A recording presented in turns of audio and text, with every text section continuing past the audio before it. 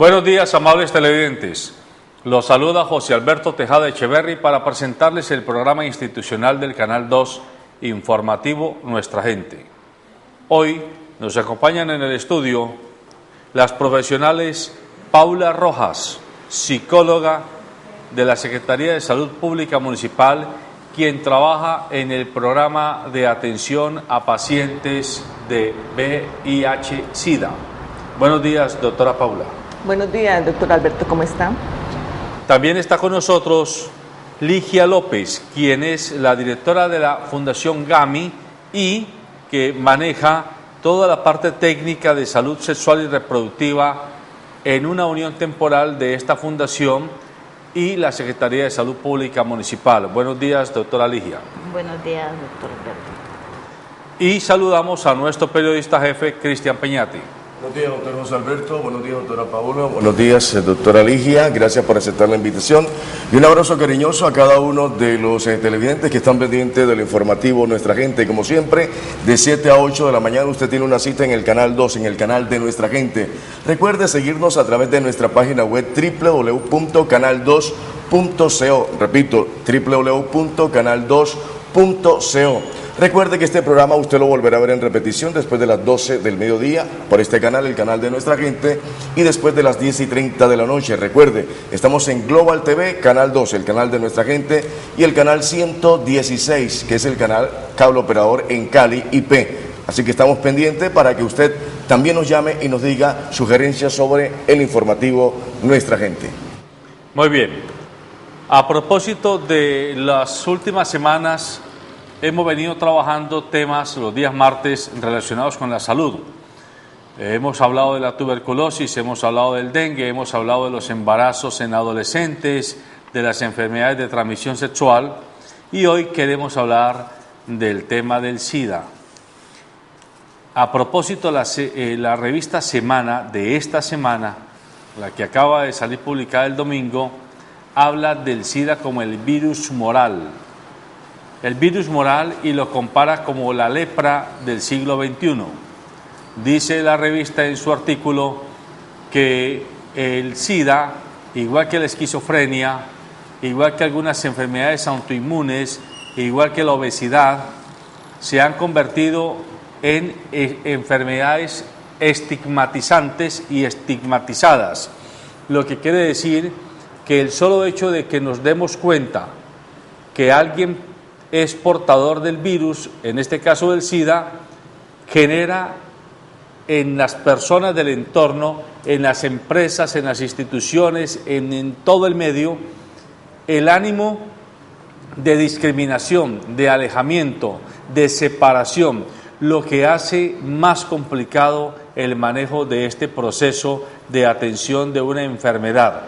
A quienes sufren de hipertensión o sufren de artritis o sufren de diabetes, todavía a nadie se le ocurre discriminarlos porque posean esta enfermedad o tengan algún problema cardíaco, pero a quien nos demos cuenta que es portador del virus del SIDA, casi que no queremos estar ni a 1 metro de distancia porque nos parece que con solo respirar nos van a pasar el virus. Hay quienes piensan que el virus del SIDA se transmite por un beso o se transmite porque nos pasen un vaso con agua o porque rocemos la ropa de la persona que supuestamente es portadora de esta enfermedad. Perdón, doctor, es totalmente diferente a la bacteria de la tuberculosis, como lo vimos la semana pasada. Por una tos o por la saliva se puede transmitir, en cambio el SIDA no se transmite. Correcto, y entonces por esa razón le hemos pedido a nuestras colegas invitadas, las doctoras Paula Rojas y Ligia López,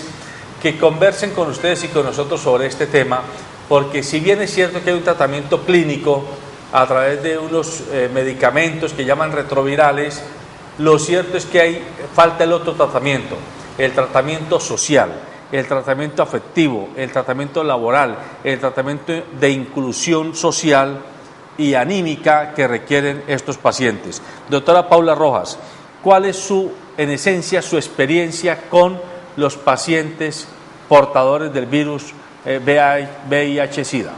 Pues la experiencia es una experiencia muy grata porque son personas que necesitan mucho acompañamiento, tanto de las instituciones de salud como de la parte familiar, del núcleo social.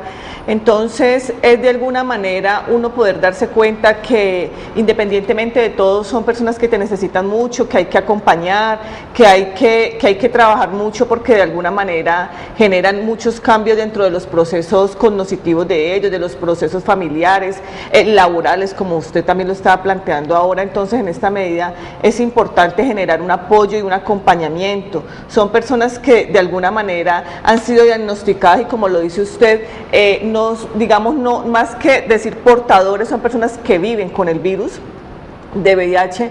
Entonces esas personas que han aprendido a vivir con el virus son personas que tratan, o sea, tienen mucha sensibilidad precisamente por el estigma y la discriminación social, racial, que de alguna manera genera el poder tener esta enfermedad, digamos, a cuestas, y que infortunadamente no se ha encontrado pues la vacuna para que la enfermedad, digamos, como la tuberculosis. Tú la tuberculosis te haces un tratamiento y automáticamente ya puedes decir, bueno, me curé de la tuberculosis. Doctora Paula.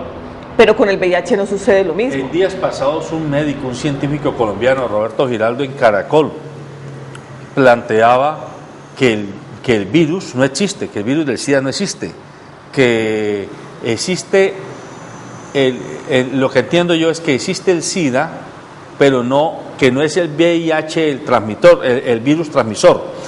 Y él planteaba que hay un montaje de las farmacéuticas con la venta de los retrovirales para hacer un gran negocio, y lo comparaba con el virus H1N1 como un mecanismo que utiliza las multinacionales farmacéuticas para generar un gran negocio en torno a unas enfermedades que son simplemente enfermedades de autoinmunología. Pues, o sea, sería importante uno poder ver lo que el doctor está planteando, porque pues no podemos invalidar lo que él está diciendo, pero tampoco podemos desconocer que de alguna manera hay personas que tienen el virus de VIH y automáticamente pueden pasar a una etapa de SIDA, o de alguna manera fueron diagnosticados tardíamente en etapa de SIDA cuando no se conocieron, digamos, los síntomas de VIH, y han muerto tantas personas. Entonces, digamos, yo no podría decirte, es un trabajo de los laboratorios para que los laboratorios, pues, digamos, se enriquezcan, los laboratorios sean los que vendan todos los medicamentos, pero sí habría que mirar, porque sería interesante poder escuchar lo que le está planteando. Sin embargo, si nos preguntamos qué está sucediendo en Cali, en Colombia, o de pronto nos vamos a un sitio mucho más complejo como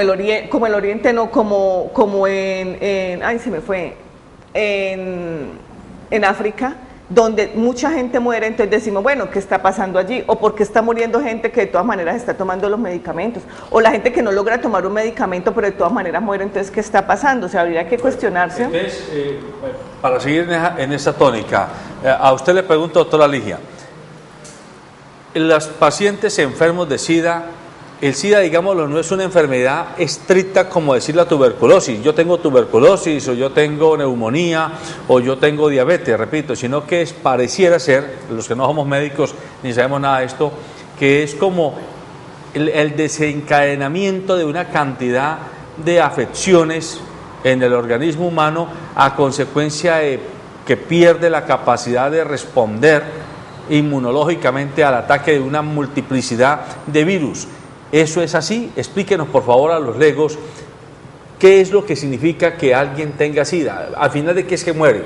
No muere de SIDA como tal, sino que muere de una neumonía agravada, o de una tuberculosis agravada, o de una gripa agravada. Sí, lo que pasa es que el virus empieza a atacar todo el sistema inmunológico. Entonces, a lo que va atacando día a día el sistema inmunológico, si las personas no reciben un tratamiento, una orientación oportuna, adecuada, lo que hace es que bajan muchísimo sus defensas y empiezan a atacar cualquier infección oportunista. O sea, el VIH lo que hace es que ingresa al cuerpo y empieza a atacar todo el sistema de defensa. El VIH es el virus. Es el virus. Si la persona no tiene las suficientes defensas para defenderse de todas las otras infecciones oportunistas, es donde una persona puede llegar a una etapa de SIDA. Perdón, yo quisiera, doctora Ligia y doctora Paula, en este orden de ideas, hay mucha confusión en torno del VIH, que es virus de inmunodeficiencia adquirida y virus de inmunodeficiencia humana. ¿Qué diferencia hay en esto? Esto no es virus y lo otro es síndrome. Ajá, vamos a explicarlo un momentico a los televidentes, doctora Paula y Ligia.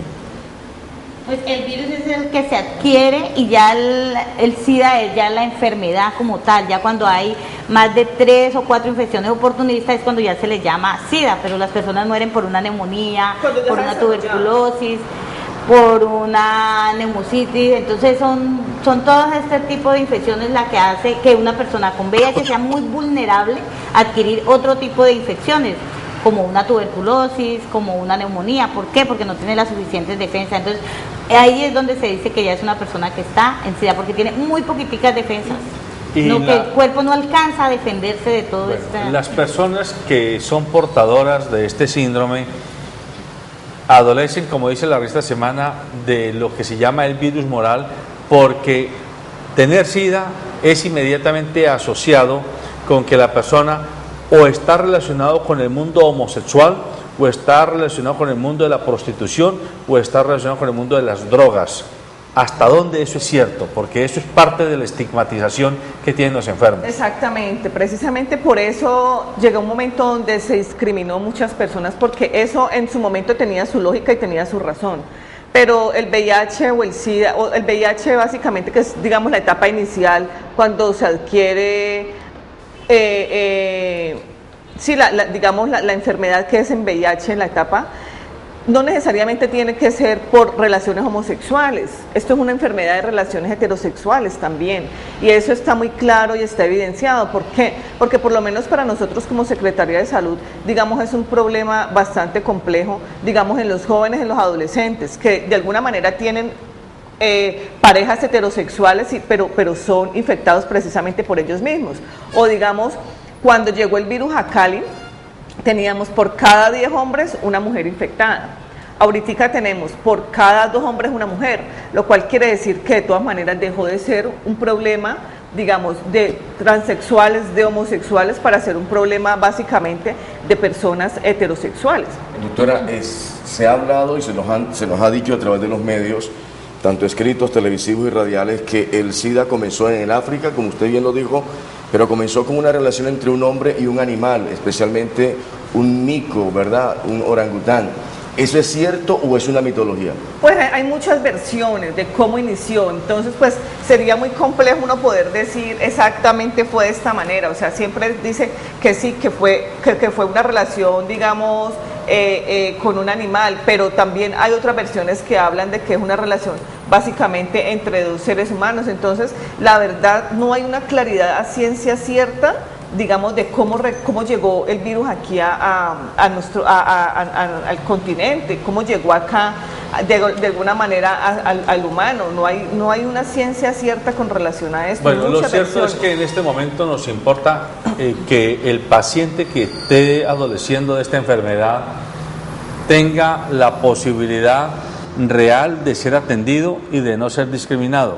Pregunto, ¿cuántos pacientes están documentados con esta enfermedad en Cali, en el Valle y en Colombia? Si ese dato lo tenemos claro. En Cali tenemos aproximadamente unas 14.000 personas diagnosticadas. ¿Ya? 14.000 personas. 14.000 personas diagnosticadas, y digamos por año podemos tener, digamos, con el examen confirmatorio, alrededor de 700, 800.000 personas con el examen confirmatorio. Nuevas personas, nuevos casos, anualmente, nuevos casos. Exorbitante la cifra. Claro, además porque, digamos, de alguna manera llega la persona que está, digamos, nueva en diagnosticada, pero no me llega la pareja sexual de esa persona. O sea que si no llega esa persona y esa persona aún no sabe que tiene el virus, entonces automáticamente no entra en la base de datos, entonces no está el registro de esa persona. Ya, y si esa persona tiene contactos sexuales con otras personas, tampoco han entrado allí porque no se han tomado la prueba o de alguna manera no saben. Entonces, se tiene registro de esa, pero de los otros compañeros sexuales. ¿En Colombia sexuales. cuántos datos documentados hay? ¿Cuántos enfermos documentados tenemos? ¿Cuántas personas documentadas? no recuerdo. El Valle del Cauca y Cali son de las zonas más propensas al... Lo que pasa es que el Valle del Cauca tiene, yo diría que tiene una ventaja sobre muchos departamentos a nivel nacional. Y el Valle del Cauca, la ventaja que tiene es que de alguna manera hace búsqueda y encuentra. Digamos, la gente tiene acceso a la prueba voluntaria, se hacen campañas para acceder a la prueba voluntaria. Entonces, digamos, en otras regiones del país hay unos subregistros donde se encuentran pocos casos. ¿Y por qué se encuentran pocos casos? Porque no hay una búsqueda activa. ¿Ya? Entonces, de alguna manera, aquí hay ONGs como la de la compañera Ligia y de otros compañeros que tenemos, digamos, algo que se llama la Red Vallecida. Y digamos, ellos son personas que trabajan por los derechos de las personas que viven con el virus, son personas que de alguna manera trabajan directamente haciendo búsqueda activa y acompañamiento a las personas y a sus familias. Entonces esto genera un consolidado bastante grande y de alguna manera como en masa para poder generar un trabajo a nivel familiar y social. Yo tuve la oportunidad de conocer el trabajo que el doctor Guillermo Garrido, fundador y presidente de la Fundación Fundamor, comenzó a finales de los 80, principios de los 90, con esta fundación para atender a niños enfermos de SIDA. Él comenzó trabajando primero con población adulta y después terminó con niños, pero él comenzó en San Antonio y a él lo sacó la comunidad de San Antonio, a él y a su fundación. Y los vecinos hicieron una campaña para que Fundamor se fuera de San Antonio, por considerar que como así que aquí en mi barrio vamos a tener un poco de enfermos de SIDA que nos van a contaminar el aire y entonces todos nos vamos a terminar enfermos, y eso explica entre otras que a él le tocó irse a La Viga, en la vía Jamundí, donde tiene su centro de atención hoy a niños, especialmente a niños, pero también tiene personas adultas. Lo importante de esta mención es que yo he estado allá y he visto niños que él recibió teniendo 1 año, que ya hoy son jóvenes de 17 años. Exactamente. Luego entonces demuestra de que no es que el que tenga virus de SIDA se murió al año o a los 2 años. Él los tiene hace 15 y 17 años atendiéndolos. Aquí tenemos personas que tienen hasta 25 años con VIH-Sida. Unos que nacieron y otros que también se infectaron desde hace 20, 25 años. Entonces no necesariamente, y hoy en día ya hay mucha oportunidad para las personas que reciben un diagnóstico de VIH. Por eso nosotros trabajamos mucho en la parte de prevención y de información y promover que las personas se realizan la prueba, porque cuando una persona se realiza la prueba pues se da cuenta en qué condiciones está y tiene una oportunidad de vida. ¿Por qué una oportunidad de vida? Porque ya contamos con tratamientos, con personas capacitadas para que nos orienten, con organizaciones, la sociedad civil está muy organizada también, que es la que estamos brindando esa orientación y ese apoyo a esa persona que acaba de llegar sin información o discriminada o autodiscriminada, porque las mismas personas, el solo hecho del temor que otro se entere que tiene su diagnóstico pues se aísla. Entonces, y yo pienso que todo lo que tiene que ver con discriminación tiene que ver con la falta de información, cuando no con tenemos ignorancia. Claro, porque es el mismo miedo que tenemos como seres humanos, ese mismo temor es el que hace que uno discrimine, ¿no? Entonces, cuando yo no conozco algo y siempre me lo han mostrado así de esa manera como nos mostraron el SIDA o el VIH desde varios años, eso hace que las personas se atemoricen y no lo afronten. Pero como ya tenemos organizaciones, están las secretarías de salud también sensibilizadas frente al tema, entonces lo que hacemos en el día a día es cómo trabajar en educación a las personas para poder asumir de que es una situación que me puede pasar a mí y que debo de también tomar medidas en mi vida diaria, en mi vida sexual, en mi vida personal, porque la única persona que puede protegerse o no, decidir tener una relación protegida o no, es cada uno de nosotros. Doctora Ligia, para darle como unas arandelas y engalanar este tema que es tan interesante, y especialmente usted papá que nos está viendo, usted mamá que está ahí frente a sus televisores, para que usted le haga la pedagogía a sus hijos, es importante decir que el primer caso de SIDA aquí en Cali fue en el pasado mes de diciembre del año 88, fue el primer caso de SIDA, y de eso han transcurrido más de 14.000 casos reportados ante la Secretaría de Salud Pública y ante la Secretaría de Salud del Departamento del Valle. Pero, doctora Paula, no son todos los casos reportados oficialmente. Es más, en Colombia, digamos la dependencia donde usted trabaja es la primera en trabajar arduamente, como usted lo dijo, buscar los casos a las casas, ir a los barrios, ir a las comunas, ir a las veredas y buscar, y precisamente ese reporte que usted entrega de 14.000 casos hasta la fecha, hasta 28 de mayo del año 2013, son más de 14.000 casos, porque ustedes lo han buscado. En cambio, el departamento de Antioquia, Medellín, rebasa la cifra de nosotros, pero es porque ellos reportan, no porque Salud Pública va donde ellos, doctora Paula. Lo que pasa es que, o sea, cuando yo digo que de alguna manera los reportes no lo hacemos de alguna manera nosotros directamente, los reportes nos los hacen las entidades, digamos, prestadoras de salud y los laboratorios que tienen de alguna manera instaurado un programa que es de vigilancia epidemiológica de la Secretaría, entonces ellos por allí semanalmente hacen sus notificaciones. Entonces al hacer la notificación, eso se cuenta por la Secretaría de Salud. Y ellos tienen un trabajo bastante grande, vigilancia epidemiológica tiene un trabajo bastante grande y los laboratorios nos confirman los casos nuevos que llegan. Lo que pasa es que de alguna manera a veces, ¿por qué rebasa?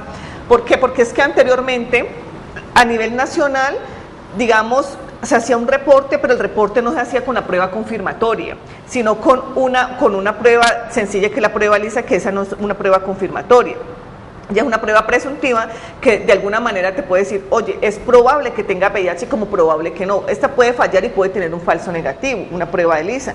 Entonces, anteriormente los laboratorios podían notificar, pero cuando nos dimos cuenta que las cifras se crecieron y no todos los que resultaban con ELISA positivos eran pacientes confirmados, entonces de alguna manera el ministerio dijo hay que hacerle digamos un pare a esto y hay que empezar a mirar porque de alguna manera puede haber un subregistro.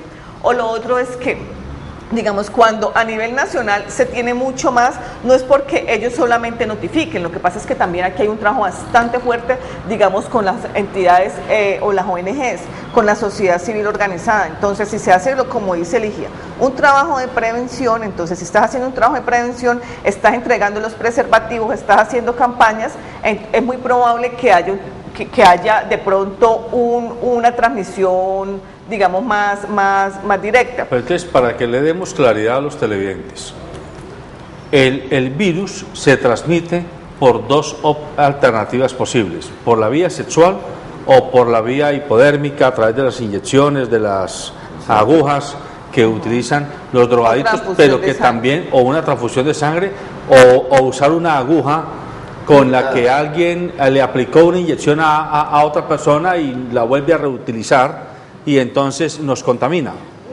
Bueno, en la aguja tiene que ser muy rápidamente porque el virus él es muy frágil en el ambiente. Él no dura segundos, varios minutos en una aguja. O sea, tiene que ser que una persona se chuzó aquí, inmediatamente chuzó allá, puede que haya allí un riesgo.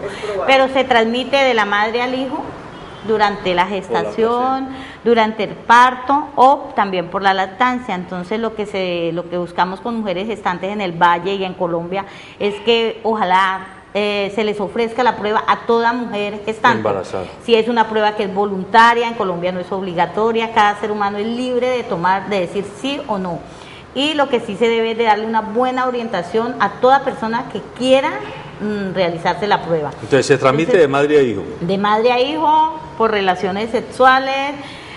Pues ya lo de transfusiones ya está muy, pues se estudia, pero nunca se descarta porque no es un 100%, o sea, siempre hay alguna posibilidad, o un contacto directo con sangre, pero tiene que ser algo directo, que hay una herida abierta y que haya un contacto directo. Pero por ejemplo, en la población drogadicta sí hay alta probabilidad, porque ellos se comparten sus agujas. Con ellos es diferente, porque es que la aguja, ellos lo que hacen es que hacen un pase rápido del uno al otro, entonces ahí sí puede aumentar el riesgo, más que si aplicar una inyección ayer y hoy otra persona ha dicho eso, puede que sí adquiera alguna infección, pero no necesariamente el VIH. De pronto allí con eso de la aguja lo que puede haber es una transmisión de hepatitis, es mucho más fácil de pronto que haya una transmisión de hepatitis, pero recordemos que si es una enfermedad de transmisión sexual, una hepatitis, una sífilis, lo que sea, y si la persona tiene un VIH, entonces automáticamente puede haber mucho más riesgo con la persona, y más si la persona aún no ha sido, digamos, diagnosticada, no sabe que está viviendo con el virus. Entonces, sí, porque lo que decimos es que por cada persona que conoce su diagnóstico hay 9 que también lo tienen y que no se lo han hecho y que no lo conocen. Claro. Entonces, si nos ponemos... Perdón, con algo que estaba diciendo Ligia de las gestantes, por lo menos a nivel Cali, estoy hablando de Cali, podemos decir que a nivel anualmente pueden resultarnos, digamos, 30, 40, 50 mujeres gestantes que viven con el virus. Ya, pero entonces este trabajo con personas que trabajan en la Secretaría, con las organizaciones como Casa Gama y todo, que hacen un trabajo bastante de seguimiento, de acompañamiento, se ha logrado reducir a 0 casos el año pasado, y o sea, el año 2011, 2012. Ahorita no podemos dar una cifra, digamos 2013, porque no hemos terminado, pero entonces da la posibilidad de que si hay un seguimiento, y además de eso si la mamá también quiere, ¿no? Porque hemos tenido casos donde la mamá no quiere y no está interesada, pero la idea es que la mamá esté interesada precisamente para que nazca un niño sano. Sí, lo que pasa es que no es fácil para una mamá recibir un diagnóstico, para cualquier ser humano, un diagnóstico de VIH, y asumir todos unos protocolos, unas reglas de que no estaban previstas. Entonces, por eso es que a veces algunas mujeres pues se niegan a acceder, porque casi la mayoría de mujeres reciben su tratamiento, y lo que hacemos es brindarle todo ese apoyo, ese acompañamiento, con el apoyo de la Secretaría y la sociedad civil. Ligia, para darle más argumentos a este tema, entrevistamos a una bacterióloga precisamente para buscar unos puntos interesantes para la comunidad y para nosotros mismos. Veamos este BTR. Bueno, eso es independiente, o sea, eso no te puedo decir que el hombre o la mujer. ¿Por qué? Porque los dos tienen que tener buenas condiciones de tener una pareja sexual estable, ¿sí? Si la persona no tiene una pareja sexual estable, debería hacerse el examen, ¿sí?, del VIH. Si usted sabe y usted es consciente de que usted no tiene buenas condiciones de sexualidad, o sea, es decir, usted tiene 1, 2, 3 parejas en el mes, en el año ha tenido 4 o 5 parejas, y usted no conoce bien el pasado de esa pareja, usted debería estar consciente de hacerse la prueba del VIH. O sea, que no te puedo decir que los hombres o las mujeres se la hacen más o no, ¿sí? Los más propensos a tener el VIH son los homosexuales, ¿no? Entonces ellos son los que deberían de hacerse más constantemente el examen. Muy sencillo, simplemente van al centro de salud o van a la EPS que tengan y dicen, necesito hacerme el examen del VIH. Es una prueba de sangre común y corriente, un tubito y ya. El resultado en unos 3 días ya se le puede dar el resultado. ¿Y aquí en Colombia ya hay? Claro, pero en todo lado ya se puede hacer una prueba de VIH, es que eso no tiene ciencia para hacérsela, simplemente es querer, tener la voluntad, írsela a hacer en la EPS. Es más, aquí yo creo que en todos los centros de salud la realizan. Bueno, es importante porque así evitamos y disminuimos pues los índices de transmisión del virus, ¿sí?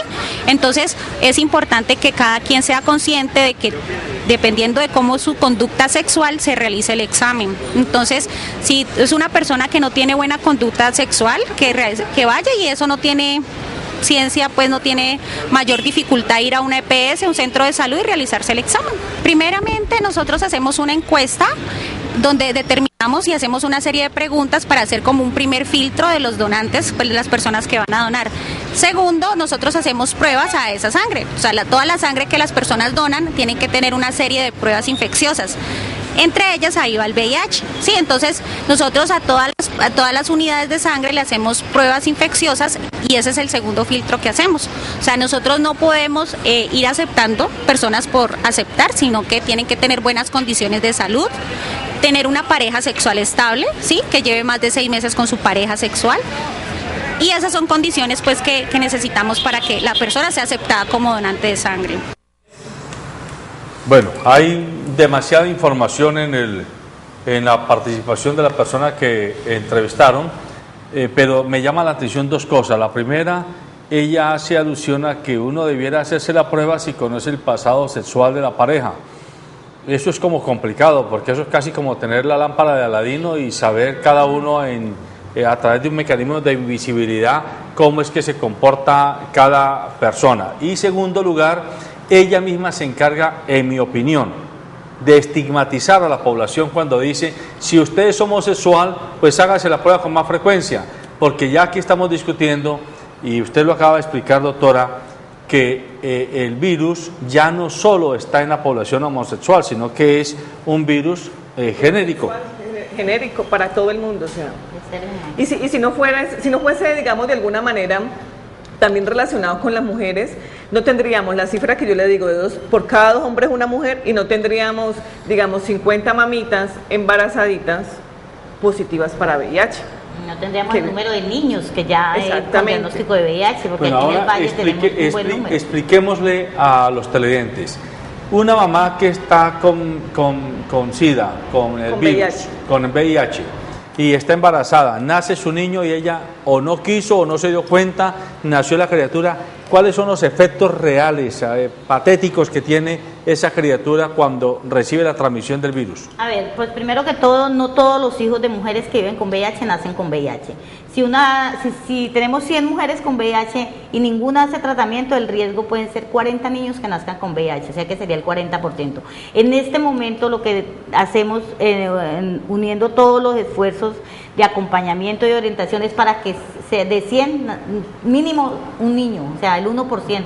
Entonces lo que hacemos es esto, o sea, un niño no se le puede dar el diagnóstico hasta los 18 meses, se le hacen unos exámenes de carga viral, se hace un acompañamiento. Hasta los 18 meses no podemos saber si el niño sí tiene o no tiene VIH, independientemente de que la mamá reciba o no reciba el tratamiento. Cuando un niño se confirma su diagnóstico se llama un examen de carga viral, que ya se le confirma que el niño sí tiene el VIH, lo que hace es que ingresa a un programa donde es especializado para niños con VIH. Perdóneme, para doctora, la atención. Pero entonces quiere decir que supongamos que el niño nació y después nos vamos a dar cuenta que sí tenía virus, pero en los primeros 18 meses es un niño común y corriente frente a los demás niños.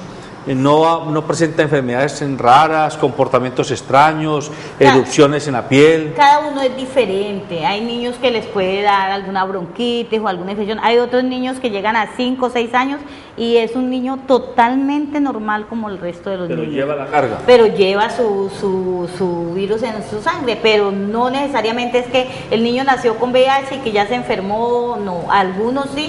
Todo no es lo mismo, o sea, cada sistema inmunológico es diferente. Hay niños que sí se pueden enfermar al mes, muchos padres se han dado cuenta de su diagnóstico a través de su niño, otros no, hay niños que se les ha diagnosticado a los 7, 8 años. Es importante que la mamá entre a un control prenatal, automáticamente se dé cuenta de que está embarazadita, porque el control prenatal lo que hace es, de alguna manera, poder tener la posibilidad de todos sus exámenes de laboratorio, incluyendo 2 pruebas de VIH. Durante el proceso de gestación. Entonces esto nos permite darnos cuenta que si la mamita es positiva para VIH, automáticamente tiene que tener un control especial para evitar que el niño tenga un riesgo de la enfermedad, Doctora, del virus. Yo quisiera introducirme más en la parte que usted maneja, la parte psicológica, y le explicara a los televidentes, aquella persona que adquiere, aquella joven, ¿verdad?, que adquiere este virus, ¿cómo se le asesora psicológicamente? Porque algunos dicen, no, ya me voy a morir. Algunos tienen tendencia al suicidio, otros tienen tendencia a aislarse, de perderse. Otros dicen, no, me la voy a desquitar porque así como me infectaron, voy a infectar a otras personas. Entonces, ¿cómo se maneja la psiquis de la persona en ese sentido? ¿Cómo se puede ayudar? Sí, lastimosamente, como desde un principio cuando aparece el virus hay una información tan errada, la gente precisamente toma este tipo de, digamos, de alternativas que no son las más convenientes, porque por lo menos aquí tenemos personas, como les mencionamos ahora, que tiene 20, 25 años con el virus y son personas que viven en perfectas condiciones. De alguna manera, esas personas psicológicamente se afectan mucho porque piensan que a ellos no les iba a pasar, que esto no iba a suceder, pero puede tener una calidad de vida común y corriente. Sí debe de tener una buena alimentación, porque pues la alimentación hace parte de estos procesos. Si el médico te dice, debes de tomarte los antirretrovirales, debes de tomarlos, porque de alguna manera es porque tu cuerpo ya los necesita y los debes de utilizar.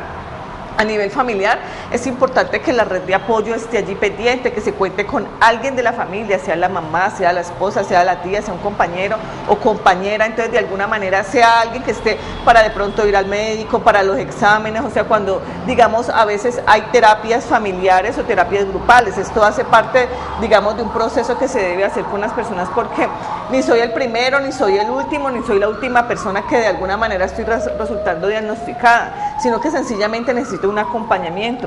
A nivel laboral, no me pueden despedir de mi trabajo, ni exigirme la prueba de VIH para entrar a trabajar, ni exigirme la prueba de VIH porque voy a entrar a las fuerzas, digamos, armadas o militares. Entonces no pueden exigirme la prueba porque esto es un diagnóstico personal, esto no es un diagnóstico social, o sea, esto no es como otro tipo de pruebas, esto es una prueba personal. Por eso lo que decía la bacterióloga ahora, se le hace una entrevista que es un consentimiento y esto es algo personal. Si la persona después no quiere tomarse la prueba, nadie puede obligar a la persona porque esto es un diagnóstico que solamente yo deseo saber. Pero si yo voy a tener una relación sexual con mi pareja, yo debo utilizar un preservativo. Y el preservativo siempre, así los dos seamos positivos para VIH, el preservativo siempre tiene que estar a la mano para cuando yo tenga una relación sexual, sea con una o varias personas, debo de tener el preservativo con VIH o sin VIH. Ahí entra entonces el tema de salud pública, que se aparta de los conceptos morales y de los conceptos religiosos que, de nuevo, en mi opinión, tanto daño hacen cuando se trata de temas de salud pública. A nadie le importa finalmente la opción sexual de cada quien. Es decir, ese no debiera ser un tema a discutir, exactamente, es personal, en una política pública. Pero cuando personajes como el procurador de este país, haciendo uso de su investidura, claro, comienza a generar doctrina religiosa, que no doctrina civil, que no doctrina laica, porque es que al país no nos lo gobiernan los sacerdotes de cualquier tipo de confesión que sea, sino que nos gobiernan ciudadanos y ciudadanas comunes y corrientes. Por lo tanto, cuando un procurador en tamaño y responsabilidad comienza a inducir a que es pecaminoso usar el condón, está generando una bomba de tiempo mortal. Porque cuando le está diciendo eso a personas que creen a fe ciegas en sus palabras, ese papá y esa mamá van a inducir a sus hijos a que no use el condón porque eso es pecaminoso. Pero sucede que ese niño o esa niña, cuando tienen relaciones sexuales o inclusive tienen cualquier tipo de contacto con personas que tienen este tipo de problemas, no van a usar el condón y ahí van a quedar listicos para recibir la infección por falta de una política de prevención. Entonces, yo les pido a ustedes dos, que son agentes de la salud pública, que le expliquen a las personas por qué es tan importante que dejemos tanta tontería y entendamos que el condón debe ir en la billetera de nuestros adolescentes, debe ir en la cartera de nuestras muchachas, debe pasar por las escuelas. Y quien diga que estamos invitando a la prostitución, pues que quede claro que no estamos invitando a la prostitución, estamos invitando a cuidar la salud pública de nuestros muchachos y de nuestras muchachas. Y yo prefiero que en una institución educativa hayan condones, dispensarios de condones, y no que mañana hayan una cantidad de sacerdotes haciendo extrema unción porque pecaron y se fueron para el infierno los enfermos de SIDA. Bueno, yo creo que esto tiene que ver mucho con la educación, que también desde la casa tenemos la responsabilidad como padres de hablarle mucho a los hijos y que el VIH es una situación nos pasa a los seres humanos, que como seres humanos, cuando empecemos a reconocernos y a mirar que sí soy vulnerable a adquirir esta infección, pues de que empecemos a cuidarnos y realmente es tomar conciencia, porque cada vez hay más personas infectadas y es porque asumimos que el VIH le pasó a otro grupo de personas y que no me puede pasar a mí, que no le puede pasar a mi hija, que no le puede pasar a mi hijo, que no le puede pasar a mi sobrino. Entonces yo creo que que empecemos a mirar desde ya, es una situación que la podemos controlar, cuando no podemos conocer el pasado sexual absolutamente de nadie, porque no lo conocemos. Entonces mi vida, me protejo, me cuido y de la misma manera estoy cuidando a mi pareja. Entonces, cuando yo pienso de que también estoy en riesgo, de que también soy vulnerable, empiezo a asumir una actitud de autocuidado, de responsabilidad con mi vida, con mi cuerpo y con mi pareja. Muy bien, vamos a escuchar a un televidente que quiere opinar sobre el tema. Buenos días al televidente, su nombre y de qué parte nos llama de Cali.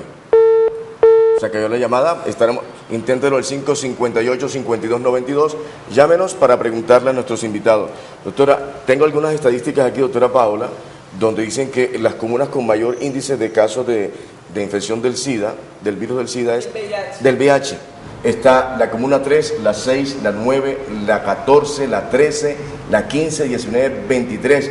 Y los barrios más propensos son Alfonso López, Petecuy, Floralia, está Antonio Nariño, El Vergel, Alfonso Bonilla y todo el oriente de la ciudad de Cali.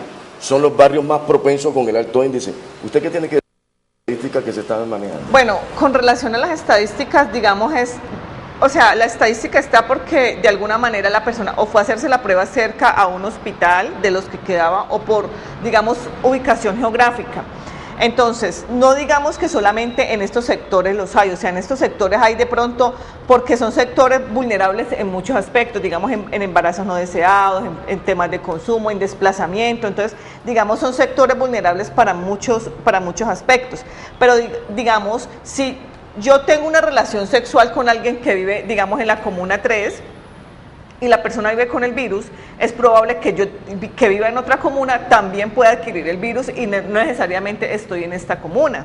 Ya las comunas de Cali como tal, sí están, digamos, sí están con un alto índice de proporción frente a, no solo esto, sino a muchos tipos, digamos, de sensibilidad frente a problemáticas de salud pública. Pero a nivel municipal en general, no podemos descartar que el VIH es solamente, digamos, del distrito de Agua Blanca o del sector de Ladera. El VIH no tiene ni edad, ni sexo, ni razón social, ni además de eso, dice no, solamente le da a los trigueñitos o a los blanquitos o a los bajitos. No, el VIH... Además, exactamente. Claro, y ahí hay que volver a jugar. Para todo el mundo puede haber VIH si no hay una protección. Claro, la hipocresía social también juega aquí mucho. En los sectores altos la gente no le da gripa, le da, ¿cómo se llama? Constipación, ¿sí? Y a la gente no le da SIDA, le da cáncer terminal, le dio una cosa extraña que lo mató o la mató, pero sucede que es un problema de pundonor disimulado para evitar la vergüenza pública, entre comillas, de que una familia de sectores altos vaya a reconocer que alguien de su familia tiene una enfermedad que, insisto, se considera como un virus más moral que mortal. Es decir, el virus condena más por el juicio de valor que genera en los demás que por el efecto a la salud de la persona que lo tiene, porque ya ustedes lo han dicho y yo dije que he tenido la oportunidad de estar en Fundamor y encontrar jóvenes que hace 16 años tienen el virus y están estudiando y están ya entrando a la universidad y viven común y corriente y juegan y son inteligentes igual que los demás y pues juegan fútbol y comen igual que los demás y hacen todo común y corriente. Es un problema de salud pública.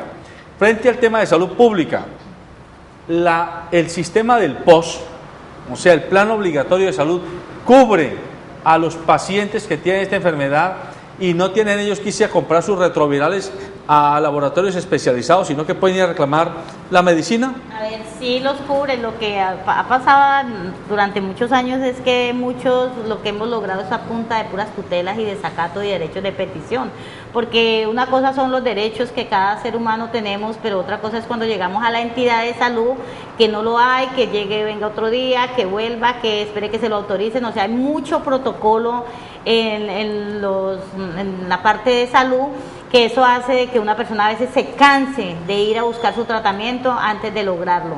Es una dificultad grande. Nosotros como sociedad civil pues cada vez nos hemos dado a la tarea de aprender sobre defensa de los derechos de las personas y aprendimos a hacer las tutelas y son muchísimas las tutelas los que nos han ayudado. Es una herramienta que nos ha servido mucho para hacer cumplir este derecho.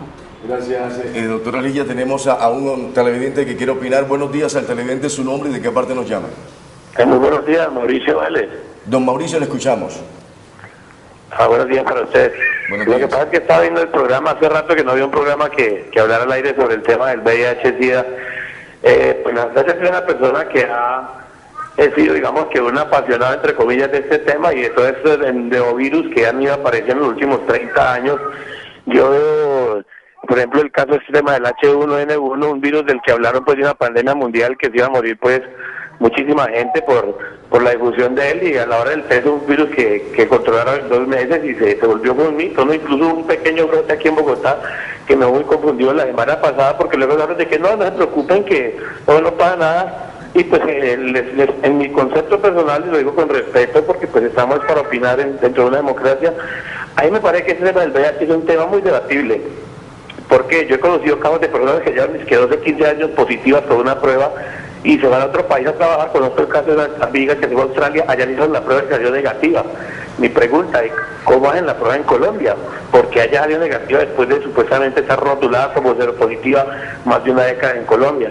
Entonces son cosas que lo ponen a uno a pensar mucho. Otra cosa, este virus arrancó siendo satanizado solamente en comunidades marginales como los homosexuales, después ya lo globalizaron, después me parece que esto tiene más orientación hacia lo que es un negocio mundial. Si usted analiza el consumo de lo que es el preservativo, estas nuevas campañas de antirretrovirales, o sea, yo no dudo de que exista inmunodeficiencia. Lo que yo veo mucho es que esto se transmita verdaderamente y que hayan demostrado que haya transmisión sexual. Bueno, muchas gracias. Muchas gracias a usted, Mauricio. Muy amable por su respetuosa opinión y válida además, porque claro, todos tenemos derecho a dudar. Además él tiene razón en algo, y es lo que hablábamos hace un rato, y que de alguna manera pues generó, digamos, que el ministerio diera otro lineamiento. ¿Por qué? Porque es que antes de pronto la persona con 2 ELISAs positivos salía automáticamente, era diagnosticado como VIH, paciente VIH, entonces no se hacía confirmatoria porque no nos habían dado las instrucciones. Una vez ellos nos dan las instrucciones, empezamos a todos los pacientes, incluso que ya llevaban hace mucho tiempo, digamos, diagnosticados, tomarle la prueba al que no tuviese la confirmatoria, precisamente para evitar los riesgos que dice él. Pero pues eso, digamos, eso lo hemos ido aprendiendo en el tiempo, porque es dependiendo también las herramientas que nos den, así mismo hemos ido trabajando. Sí, también hay que mirar que apenas está haciendo historia, o sea, que llevemos 30, 35 años con una enfermedad, pues se partió del desconocimiento. Entonces exacto, lo que cada día vamos aprendiendo, pues es lo que nos va a... ¿En qué año se detectó la primera? ¿En Colombia? En el mundo. En el mundo fue en 1980, creo que fue. 32 años. 32 años, sí. Sí, era el 80. Entonces tenemos que tener una historia, o sea, no podemos pensar que en el momento íbamos a iniciar perfecto, todo fue aprendiendo con los medicamentos. Hay muchos temores de muchas personas a iniciar tratamiento porque es el miedo a que el medicamento es el que me va a perjudicar, pero a través de la historia es que nos hemos dado cuenta cuántas personas salen adelante con un tratamiento, con el apoyo familiar, con el apoyo social, porque esto es como un engranaje, necesitamos todos de todos, no solo de la parte clínica, sino de la parte social, de la familia, de esa solidaridad del otro. Además hay personas, perdón Ligia, que toman el medicamento hoy, mañana lo dejan de tomar, luego pasado mañana vuelven y lo toman, entonces eso genera una multiresistencia. Cuando el paciente como ya... Cuando no le toman los antibióticos. Exactamente, entonces ya cuando el paciente quiere volverse juicioso y tomarlo, ya el cuerpo no te lo va a... Exactamente, entonces, y los medicamentos, digamos, de alguna manera no se consiguen en las droguerías porque son medicamentos de alto costo y las EPS los deben de, en medio de las tutelas y de todo, tu EPS te lo tiene que entregar. Vamos a presentar una nota, pero hago la claridad, el nombre ficticio es María, lo ponemos entre comillas, no aparece su rostro, obvio, por obvias razones y además por la privacidad de esta persona. Está infectada con el VIH-Sida y realmente queremos presentar y que ustedes también, televidentes, escuchen atentamente este testimonio de una persona que está infectada. Veamos la nota. Hace 20 años fui diagnosticada y pues fue muy difícil. En ese tiempo no había medicamentos todavía en el país y pues la idea era que la persona se moría rápido. Entonces siempre fue difícil, yo tenía una pequeñita de 3 años. Entonces fue lo más difícil dejar a la niña sola y pensar que yo me iba a morir rápido. Entonces fue muy difícil por esa parte, ¿no? Uno piensa mucho en sus hijos. Y también en mi pareja, ¿no? ¿Cuál fue la reacción? Primero la suya, después la de su esposo y su familia. ¿Cuál fue esa reacción cuando usted se enteró que estaba con el virus? Gracias a Dios no fue muy positiva en cuestión de que me apoyaron mucho. Mi pareja actualmente, el papá de mi hija no está infectado, gracias al Señor, y mi niña tampoco. Afortunadamente ella tiene ya 23 y afortunadamente está muy bien. ¿Y cómo usted ha vivido durante estos últimos 20 años? A ver. Pues gracias al apoyo de la fundación, que al poquito tiempo yo ser diagnosticada fue creada, yo aprendí mucho y yendo a los talleres y asistiendo mucho pues a la institución, que en ese tiempo apenas estábamos también empezando. Entonces yo me fui fortaleciendo y a medida que aprendí sobre el diagnóstico y que me cuidaba, que ya después también entraron los medicamentos, pude sobrevivir y viví bien durante toda esta época. Es más, hasta ahora nunca he sido hospitalizada por el diagnóstico. Una pareja que tuve antes de mi esposo, y me di cuenta porque me dijeron que había muerto. Si no, no me había dado cuenta porque yo no me enfermaba. Entonces, a raíz de otra persona, antes de mi esposo. Yo he tenido parejas y yo me protejo y los protejo y les digo mi condición y no me rechazan. ¿Cómo se protege usted para no...? El uso del condón es súper importante. Uso adecuado del condón, siempre. Cualquier enfermedad, no importa que, más que todas las de infección, de transmisión sexual, eso es lo que nos enseñan aquí, lo que nosotros transmitimos. ¿Cuál es el mensaje que das a los televidentes del Canal 2, precisamente para controlarse, para que no se infecten con el virus del SIDA? Es muy importante que usemos el condón para protegernos, no solamente es por embarazo no deseado, no, para toda enfermedad de transmisión sexual. Porque ahorita hay unas enfermedades que son multiresistentes y no hay tratamiento o el tratamiento no existe. Entonces debemos protegernos no solamente como personas, sino para nuestros hijos. Muy bien, ahí tenemos un testimonio pues de alguien que demuestra una vez más que lo que aquí se ha venido hablando es cierto. 20 años viviendo con el virus, y a partir de tratamientos, de ser juiciosa la persona, de ser cuidadosa y de recibir un apoyo de su entorno familiar y también del entorno institucional, en este caso de fundaciones como la que usted representa y de la Secretaría de Salud Pública Municipal, ha logrado salir adelante. Uno podría decir, es una persona que vive normalmente su vida con cuidados como el que tiene diabetes, que sabe que no puede tomar azúcar, porque si toma azúcar pues se va a complicar. 3 cositas. 1, joven y se mantiene bien físicamente, porque los televidentes no pudieron apreciar precisamente a nuestra testimonio llamada entre comillas María. 2, su esposo con quien convivió no fue contaminado o no fue infectado con el virus.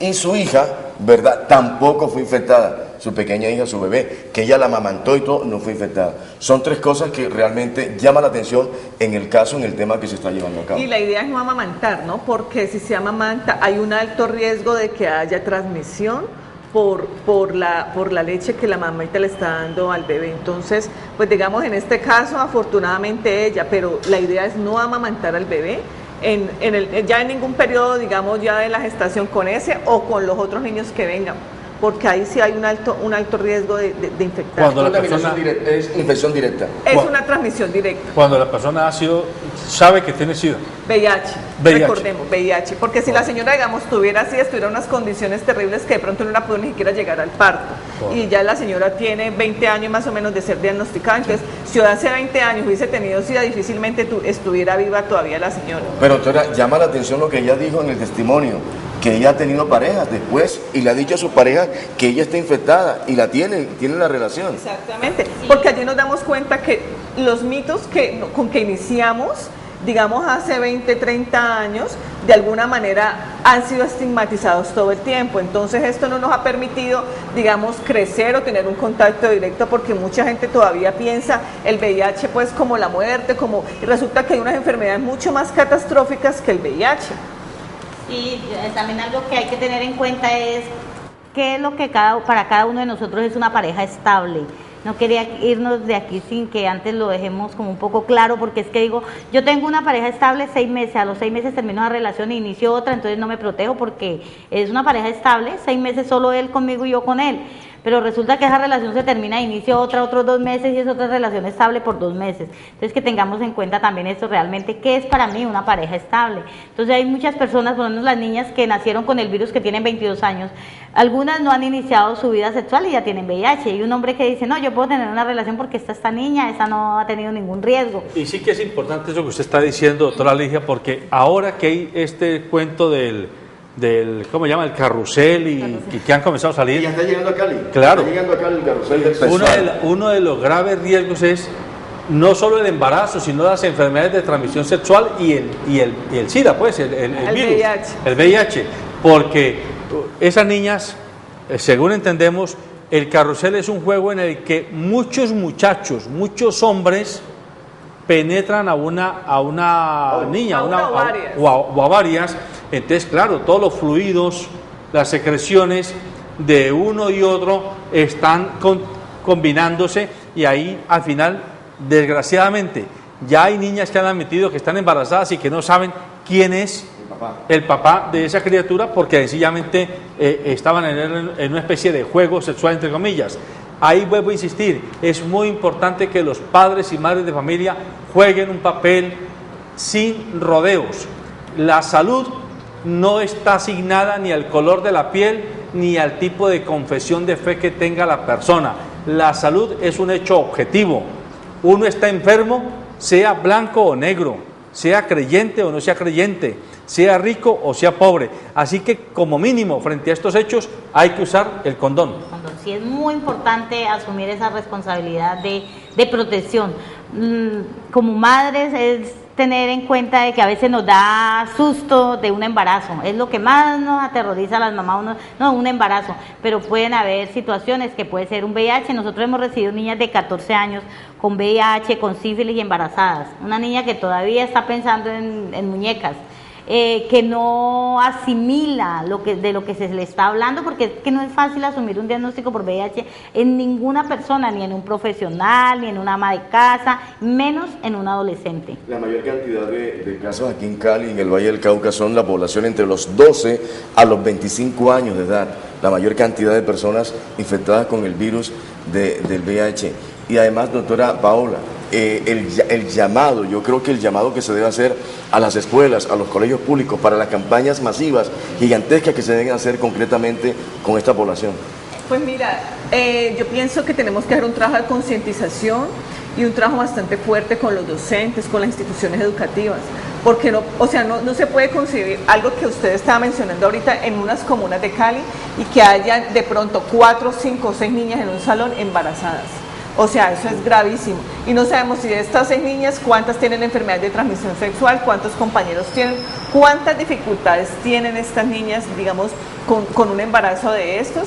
Y de alguna manera el colegio, no, lo que pasa es que nosotros somos aquí muy moralistas y que ellos iban a usar el condón de la puerta para afuera, pero resulta que nunca se educó, nunca se trabajó. Al docente en muchas ocasiones de pronto pues uno respeta eso, porque de alguna manera la competencia directa de ellos no es que lo tengan que saber, pero sí por lo menos uno poder transmitirle como maestro al estudiante la posibilidad de que conozca sobre salud sexual y reproductiva, sobre métodos anticonceptivos y especialmente el condón, el uso adecuado del condón. Mientras que no tengamos la posibilidad de esta herramienta, el acceso directo, va a ser muy difícil, va a ser muy complicado que el joven o el estudiante tenga, porque dígame, un condón no es costoso, vale 1.000 pesos, pero ustedes saben las hormonas de estos chicos, y si de pronto tienen la posibilidad de estar con la novia, entonces ya no son 1.000, 2.000, sino 3.000, 4.000 pesos, o digamos a la semana, y si no tienen el acceso, es muy complicado, es muy difícil. Entonces es importante que todos nos pongamos de acuerdo y hablemos un mismo lenguaje, porque es que esto nos evita, y todos tenemos hijos. Entonces es evitar una enfermedad de transmisión sexual, evitar un embarazo y evitar un dolor de cabeza para todo el mundo.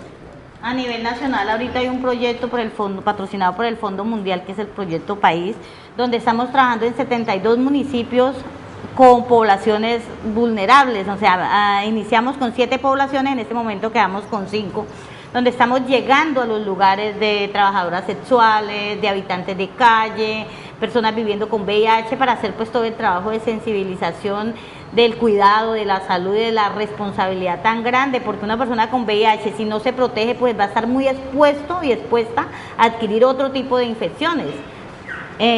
Trabajamos con los hombres que tienen relaciones sexuales con hombres, y la otra población, ya la nombré, las mujeres trans.